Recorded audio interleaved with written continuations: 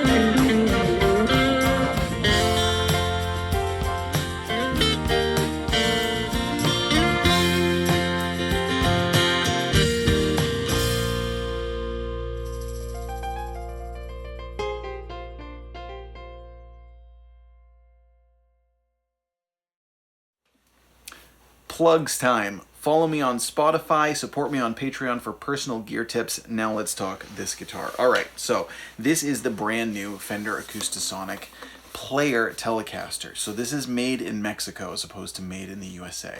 Now, I was actually oddly vindicated by the fact that Fender designed this, and why would I be vindicated by that? That seems kind of ridiculous. Let me tell you why. I was actually having a conversation a couple of months ago with a local guitar store owner, and we were talking about the Acoustasonic series, which I think are really cool. I've always thought they were really cool guitars, very unique, and I was very intrigued by them and interested by them. The problem is that they're expensive. Now, I don't think they're overpriced, so don't get me wrong. Something being expensive and something being overpriced are obviously two different things. I don't know that they were overpriced, but what I do think is that a lot of the players who would be interested in playing these types of guitars wouldn't be able to afford that. These are very, very gig-worthy guitars, and kind of with the performing gigging guitarist in mind, considering you're looking for something that's super versatile that blends the gap between acoustic and electric. Obviously, if you're talking a lot of gigging guitarists, there are a lot of gigging guitarists out there who could use something like this who don't necessarily have a couple grand to shell out for it. So I think it's super smart that Fender came out with a made in Mexico guitar to make it more budget friendly and a little bit more accessible to a wider pool, a wider demographic of musicians who would be really interested in this. I think that's really neat.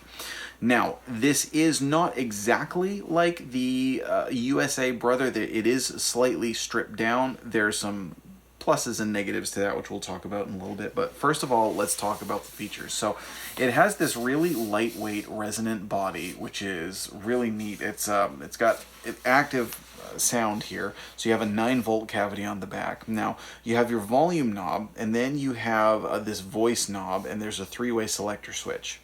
Now, if you have it in what would be the equivalent of like the neck position for the switch. This is the modeling tones, and when you roll the blend knob to the A position, you get a small body, short scale mahogany, like a pre-war, like an old Gibson, basically, like an old Gibson LG type guitar, something that's you know, small, maybe not exactly parlor, but the very distinct tone from those old guitars. If you roll it all the way the other way, you get a rosewood dreadnought tone. Now, the cool thing is that then you can blend them also. It's just a regular knob. It's not like a rotary where there's little settings. It's a regular knob, so you can blend those settings together. Now, when you switch up to the middle position and you roll this back to the A position, you get the unaffected under saddle tone. That is the most like many acoustic guitar pickups. So whereas the first settings there were actual acoustic guitar modeling, which sound really good, the next setting is more just like your standard straight up acoustic guitar pickup, which, you know, as cool as the modeling is, for a lot of acoustic players, that sound of the undersaddle pickup kind of raw is something that they're familiar with. I know as soon as I turned that setting on, I kind of thought like, okay, I know that sound. I've used that sound a lot. And it can be great if you use other things to sweeten your tone. So if you use a DI, if you use some kind of other acoustic processor or something that helps give you your acoustic imaging, then that one can be really great, particularly because if you use the model, they can sound good, but it could be kind of a different starting point than what you're used to, and you may have to tweak things to get it to where you want it to be. And so it's nice to have that unaffected sound.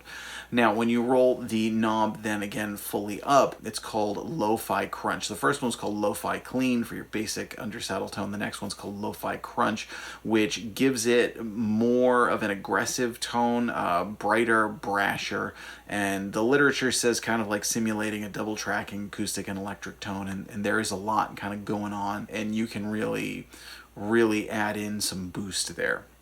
Now, when you flip it up here, that's when you get your Tim Shaw designed noiseless Telecaster pickup. This is the electric mode. So that's pretty straightforward. It's basic Tim Shaw design. If you pull it back and then if you push it forward, it's the fat setting, and that again gives it kind of an output power boost. You can drive an amp a little harder. Still had a top end articulation that was nice, so it wasn't like going to a humbucker where you would lose some of that high end tonally speaking. It still had, you know, pretty bright and aggressive top end to it, and didn't seem to lose that articulation, but definitely gave it more power. So with a combination of the volume knob, and if you play with the blend knob, you can actually do a lot of things to boost your tone right from the guitar. Now, let me play a little bit for you here.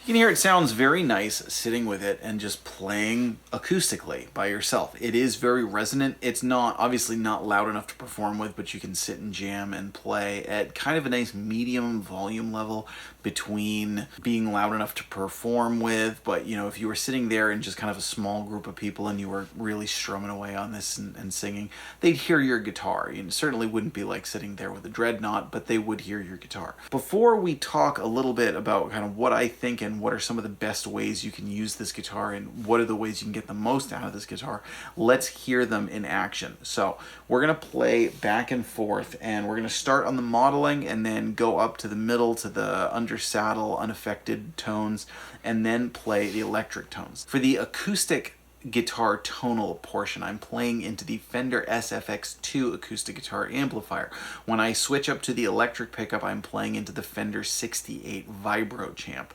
And for that, for my overdriven tones, I'm using a one control strawberry red 4K overdrive. So that's what we've got going on tonally. So let's dive back in and listen to some tone.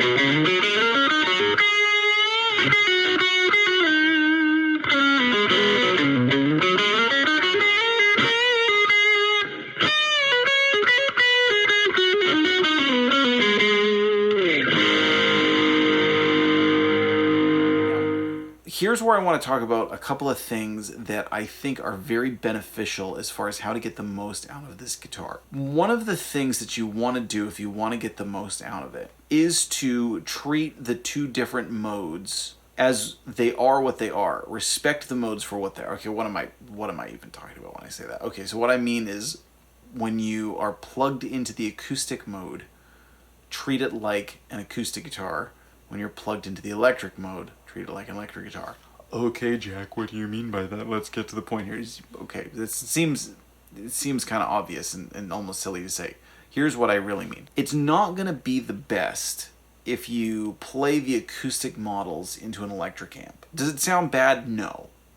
But it's not going to give you the most of what the acoustic tones have to give. If you're playing the electric side of it, it's not going to sound as good into an acoustic amp or a PA as it would into an electric amp.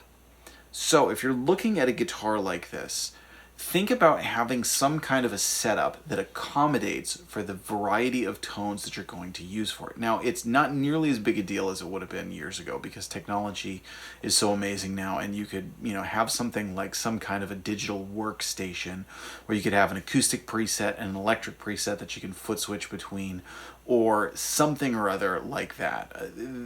But my point is that you're going to get the most out of it. Obviously, there are ways you can experiment. So, that aside, you can be creative, you can do all kinds of different things. But if you're if you're a player who's looking at, hey, I really want a good acoustic sound and a good electric sound in one guitar package, and will this fit the bill? It will, and I think you'll get the most usable sounds and the sounds that you're looking for if you think of it in those terms. So again, that could mean a number of different things. It can mean having an acoustic amp on stage with you as well as your electric amp, or having just an electric amp aside from whatever PA you're plugging into with whatever kind of situation you're going into.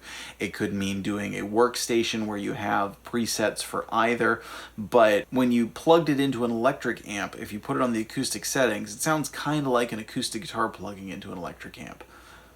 It sounds all right, but it's not really an acoustic tone. It's kind of a weird in the middle thing.